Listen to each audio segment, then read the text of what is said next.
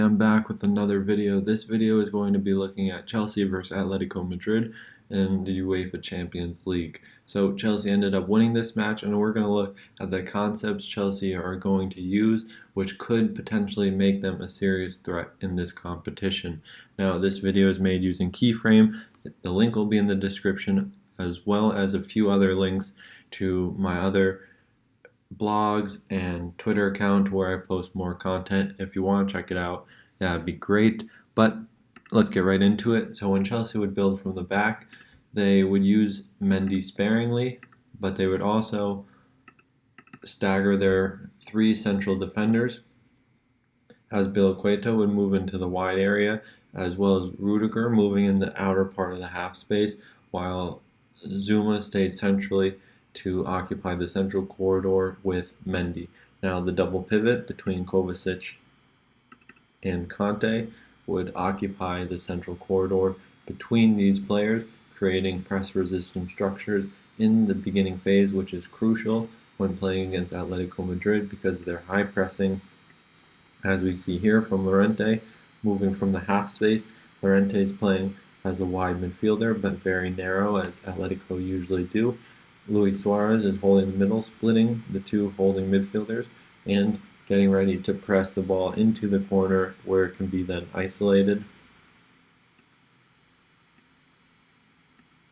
So looking at this again, when the ball is played, Suarez moves forward to cut off the angle to Zuma and Azpilicueta, forcing them into Rudiger, which is their lower density side, because as we remember, Zuma and Azpilicueta are on the same side, using a little bit of asymmetry because of their back three in the first third of the field. But Rudiger is the only central defender on this left side in the left half space. So if we're mindful of this, it makes sense why Atletico would look to then press Chelsea to this side of lower density. So going from here, we see the wide midfielder pressing all the way up into the first line of Chelsea's attack, which would then make room for Trippier to follow, forming a vertical partnership between these two players, maintaining their distance so that the vertical compactness isn't compromised. But what this does do is it overextends Atletico Madrid's back four, and it requires a lot of help from elsewhere. So one of the ways they do it is dealing with Chelsea's two holding midfielders is with the two forwards from Atletico, Luis Suarez and João Felix. These two players are required to press both the holding midfielders as well as put the ball into a lower dense area through the wide corridor into the Chelsea's own corner of the field. And by this, Atletico Madrid will usually force one holding midfielder of theirs to jump, as well as the weak side outside midfielder to come more narrow when the ball is played into this wide corridor to maintain compactness and force Chelsea to play under pressure. So from here, we see Trippier jumping to then press Marcos Alonso, the wingback, who's playing deeper in the first phase of their build-up. We have then Llorente, the narrow outside midfielder, pressing Rudiger, João Felix on the holding midfielder, and now we start to see Koke, the holding midfielder from Atletico Madrid, pushing on to close down Kai Havertz, who's come deeper now, because as pressure mounts, we see as a general principle, usually when pressure mounts, connections between players in the mutual help space become tighter, which plays into Atletico's hands and allow them to press more intensely and more directly. So when the ball is played long, Atletico's base structure looked like this. We have our two holding midfielders, as we said, occupying the advanced midfielders of Chelsea, which would be Ziyech and Kai Havertz. Then this would leave Savic and his paired central defender to mark Timo Werner. And when Timo Werner would drop into space, it almost made it a little bit easier because with Savage stepping, there would be a free central defender in behind covering the space. So if Chelsea were to play over the top or long to beat one central defender, there would be a covering center defender in behind to then just collect the ball. But where Atletico Madrid ran into pressure is when Kai Havertz was actually higher up the field. And I'll show you this. When Timo Werner, was higher up the field, and now the offsides line forced the central defenders to then be on the same horizontal line and gave Timo Werner space to run in behind. So he was more effective when he was actually able to make runs from a higher area because of the lack of cover the two central defenders had in behind when dealing with his pace.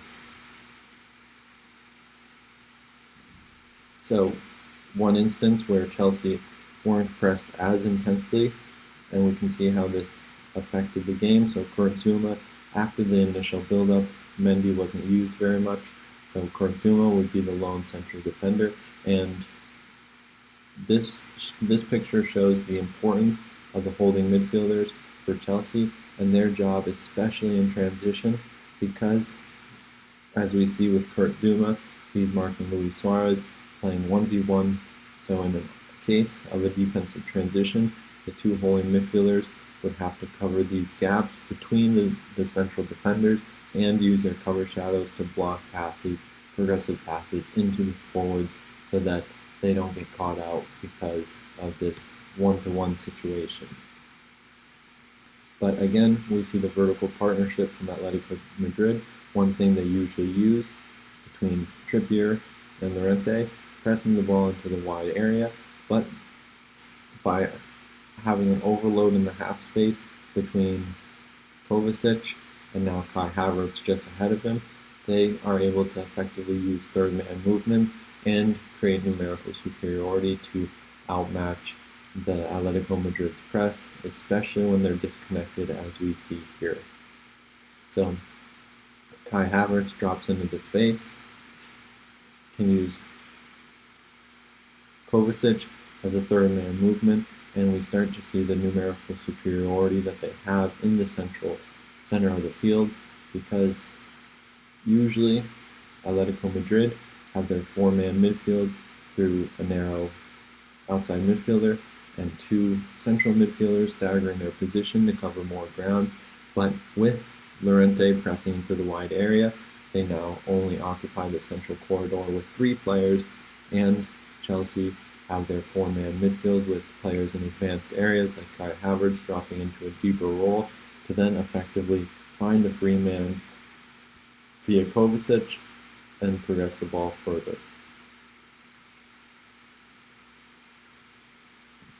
And another key concept when playing against Atletico is horizontal progression. So when you play the circulating pass and find the weak side outlet, then allowing this player to progress via the half space, which worked well for Chelsea because of the narrow press from Atletico Madrid, which found Azpilicueta with room to then progress the ball with Ziyech and the wing back in front of him, creating a three-man wide structure to then progress the ball and attack the half space, creating different options when entering into the midfield third of the field.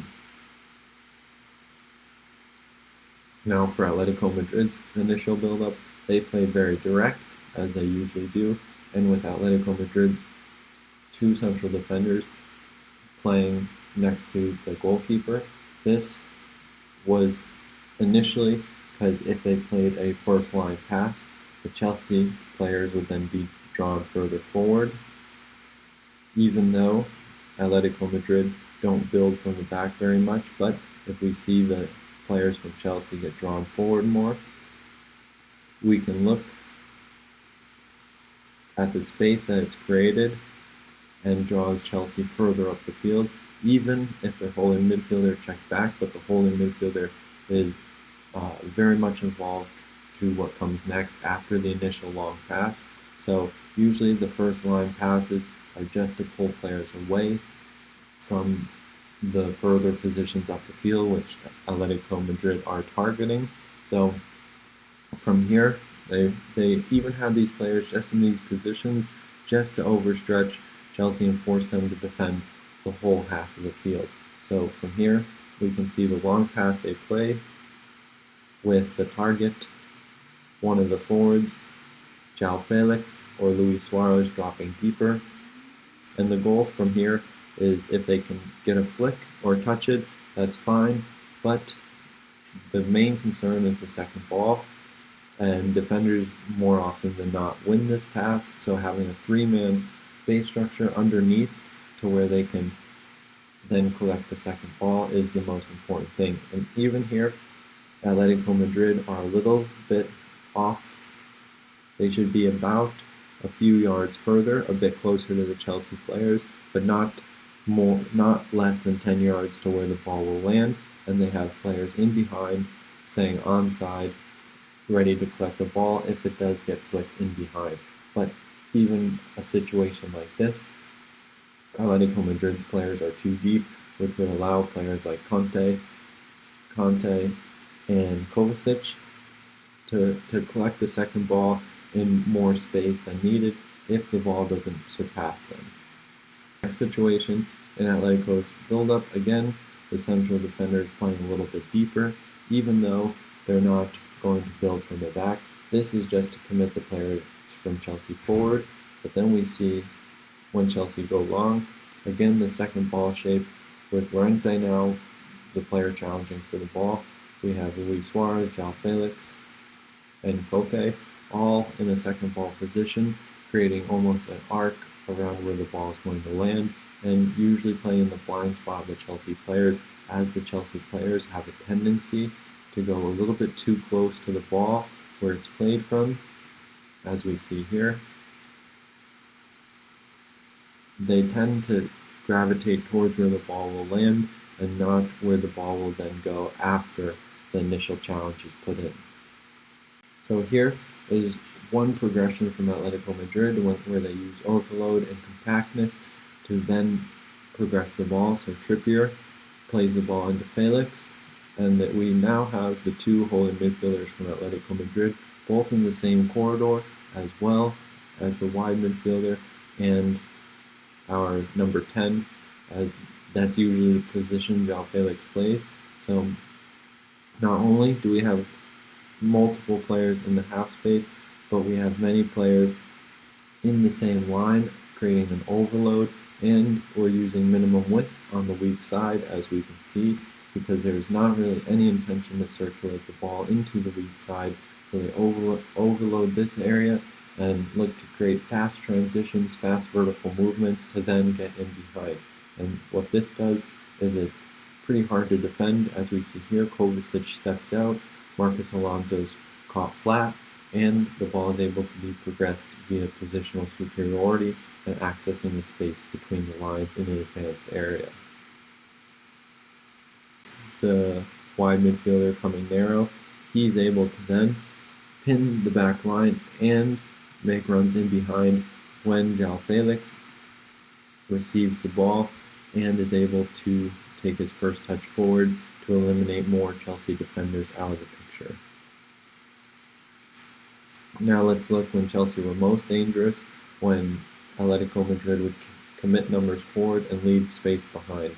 So we have the front three from Chelsea on the screen here, with Kai Havertz, Ziyech, and Timo Werner attacking the space. And Kai Havertz was able to play the ball into space around half field, where we said Timo Werner was the most dangerous because his abilities, strongest asset is his pace in behind, threatening, and when he's able to play direct going towards goal, that's when he's at his best. Ziyech on the weak side and effectively having a 3 versus 2 situation with Atletico Madrid recovering from a set piece.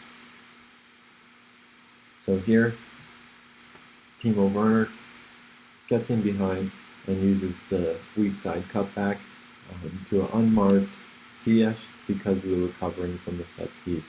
And maybe Oblak could have done better, but that's how the goal happened. So From here, more horizontal progression using wide structures with Azpilicueta. Progressing through the half space to create diagonal passing options into the wide area and allowing him to easily get out of pressure if the vertical pass is blocked off. They can easily drop off the wide player and recirculate the ball through a holding midfielder after the ball is played into the wide area.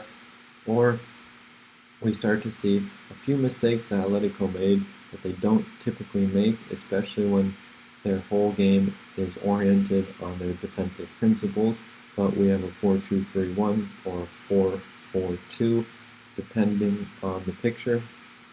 And one situation is just a basic principle with their central defender and Saul. So here, the center defender jumps with Ziyech, but he jumps into Saul's space, which then creates inefficiency and opens up needless spaces that don't have to be here. This is just one example too, but with Ziyech dropping between the lines, Saul's there more than capable of covering him, but because of the jumping of the central defender, leaves space in behind for then Chelsea to exploit. And as Chelsea play more under Tuchel, they'll find ways to exploit these type of spaces and make teams pay for these slight mistakes that they might just make. So, looking at Chelsea's base structure in the midfield third, we have a back three, two holding midfielders, and there are advanced midfielders. And even on this strong side, we would have Kai Havertz. Usually Ziyech would play on the right so he can cut in with his left foot, but Ziyech is on this side, creating the opportunity for even Timo Werner now to come into this half space. And we're starting to see the Atletico Madrid structure.